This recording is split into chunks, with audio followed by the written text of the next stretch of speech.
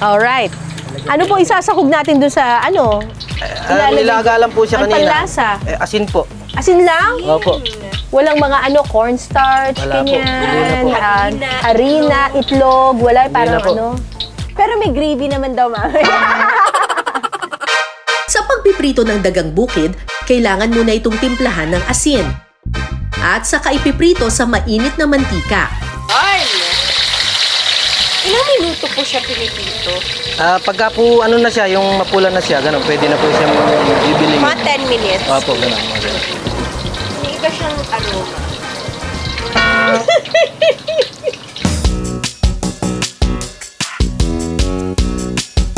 Pagkatapos ng ilang minuto, Eto na, luto na at ready ng tikman ang crispy fried daga.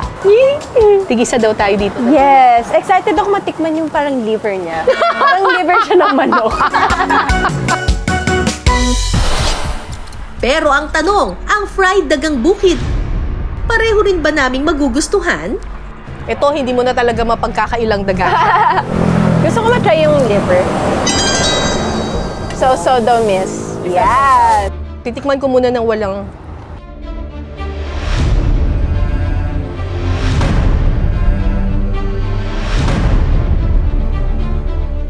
Ito medyo nalalasahan ko ng may kakaiba. Meron nga. Meron. Konti lang. Ito may nalalasahan na akong... Parang hindi tumanok ah. Yung liver kasi ng manok, parang siyang mas pinatapang. Meron siya yung aftertaste.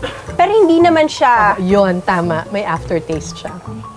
So, bigyan natin ng suka. Ano na mas gusto mo? Adobo. Adobo. Pareho tayo. Tsaka yung bawang, binabalance niya lahat eh. Correct. Ito puro talaga yung lasa niya.